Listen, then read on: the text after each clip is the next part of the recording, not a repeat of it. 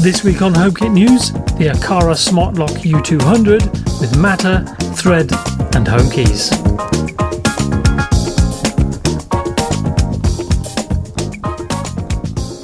Welcome back everybody. Before I go into anything else, I want to give a shout out to Andy at Smart Home Tips for helping with a few questions I had regarding the U200, so do check his channel out via the link in the description. Now, Aqara have produced a few locks like the A100, which I reviewed a while back, and the D100, both of which work for European doors but are very difficult to find. But today that changes with the U200, which is the third internationally available lock, following on from the U50 and before that the U100. Today I'm looking at the newest model, the Aqara Smart Lock U200, and from the packaging you can see this comes in two parts: the retrofit section that replaces the internal mechanism of course, and the keypad for passcodes, fingerprints and more. Also note that this is the first Aqara lock that uses Matter over Thread. The U200 is available in a silver finish, which is the one I have with me now, and a black or space grey version, which also looks very slick. For the features, we've got Matter over Thread support, as already mentioned, but also excitingly not only NFC support, but Apple HomeKey too. And just to prove it, here's a quick taste. There's quiet unlocking mode, which I'll demonstrate later, and even more interesting is the keypad can use batteries or be hardwired. Whoops, a bit of a typo there. There are a lot of unlock methods we'll look at, but as it's a retrofit lock, you get to use your existing lock and keys, although I doubt you'll be using them very much. The U200 works with European style door locks like these below, and with North American style deadbolts, all within one model, so that's impressive and does underscore a missed opportunity for some other retrofit lock manufacturers. There are an absolute ton of parts in the box, so I'll just drop them here. Do pause the video if necessary, but some of the parts you won't be needing, especially if you're using this with a North American style deadbolt, which I will be. Let's have a closer look at the lock and keypad now, which come together in a package. The internal lock section is just under 6 inches in height, 2.5 inches wide and roughly 1 3/4 inches deep.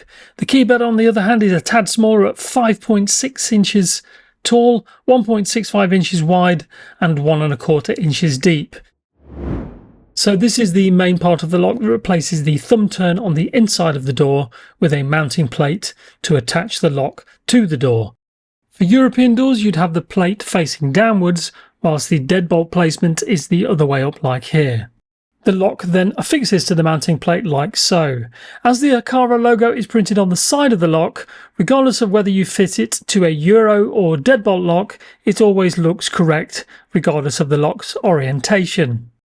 Onto the keypad briefly, and this comes with an adhesive backing, which is also home to a pair of terminals that allow you to provide the keypad with permanent power via some old doorbell wiring perhaps, if you prefer not to use batteries.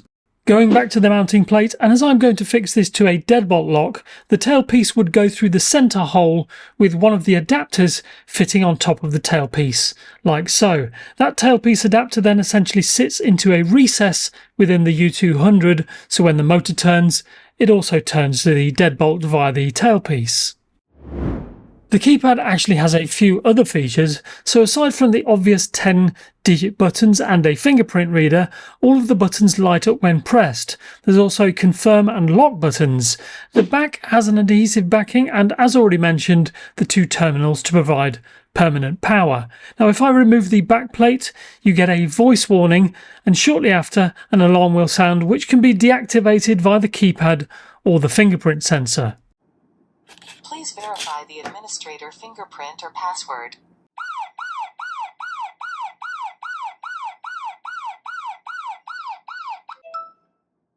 With the wall mount and battery cover removed, you can see the keypad takes 4 standard AAA batteries. The cover itself has a rubber seal around the edge in order to keep water out, given that this is the only part that potentially faces the elements.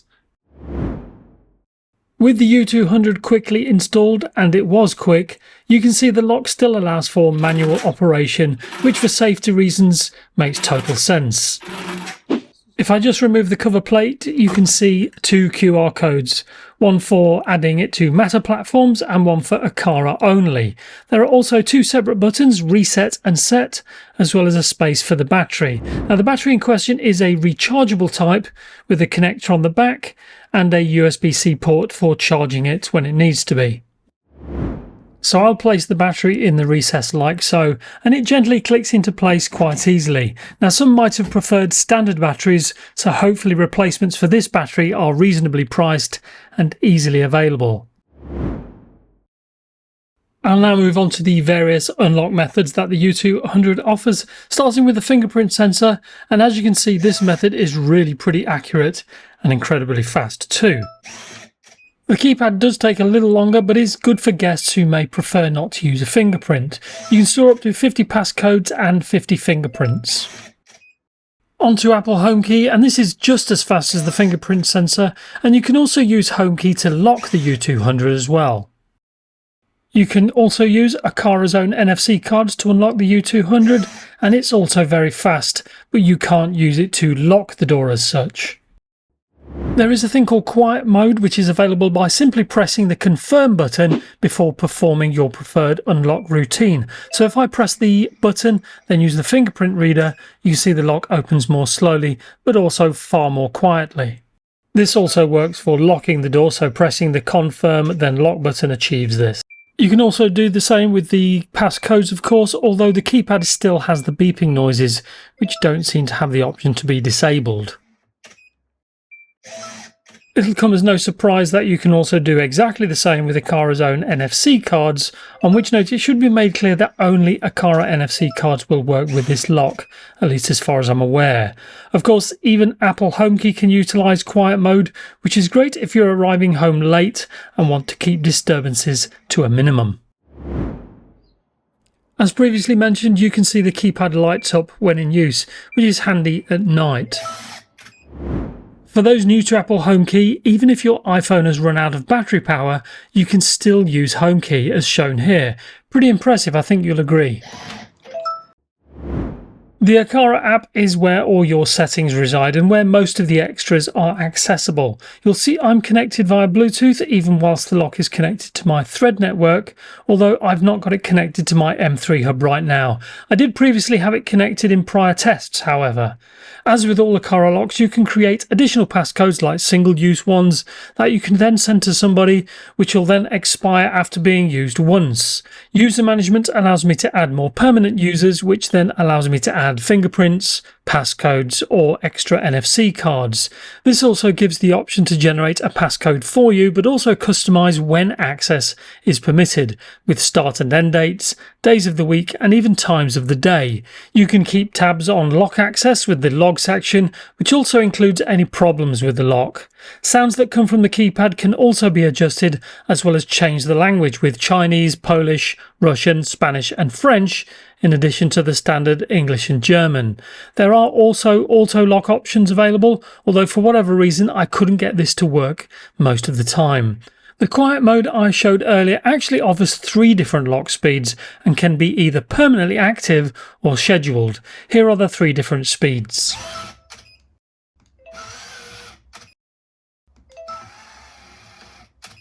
You can also set the keypad to lock itself for a period of time if someone's attempting random passcodes, which also stops NFC unlocking in addition to fingerprints, but allows remote access and Apple HomeKey. The lock also has a feature for people that may not have as much strength in their hands to manually lock the U200. This allows the U200 to complete its lock or unlock process after you turn the thumb turn just a little way.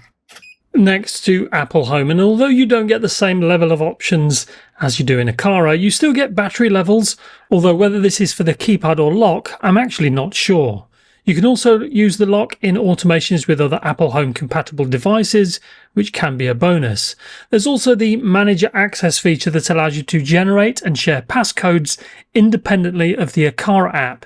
If you have other compatible locks, the same code can be used with those other locks. The code can then be shared directly from your phone via various methods. Lastly, to the pros and cons, starting with Matter, Thread and Bluetooth, which makes the U200 really forward-thinking, whilst also still offering direct connectivity using Bluetooth. The star of the show here is obviously Apple HomeKey, and I'll admit that I didn't think Aqara could get HomeKey onto the keypad, but they did it, so well done. Unlike Nuki and August, that are solely designed for European or US locks respectively, Aqara has made the U200 compatible with both. SwitchBot did this with their Smart Lock Pro, but they offer separate models for those regions, so more kudos on this. Having used the Aqara A100 for around 2.5 years now, I do use the fingerprint sensor more than any other method, so I suspect even with HomeKey, many will do the same. It was pretty easy to install the U200 hardware-wise, although I can only speak to fitting it on a deadbolt lock, not a European style lock. My only small con is that when setting the lock up, it was a bit unclear if the lock was connected to Thread when using it with the M3. So with such a complex lock does come more opportunities to misunderstand certain options, I guess. All in all, I think this is a triumph for Aqara, especially when it comes to European users who finally get a smart lock with Apple HomeKey support. I think this may well be a large nail in the coffin for brands like Nuki, unless they can get Apple HomeKey integration soon, so we'll see. Let me know your thoughts and if you plan on getting one of these yourself. And if you have any questions, please put them in the comments section below and I'll always reply.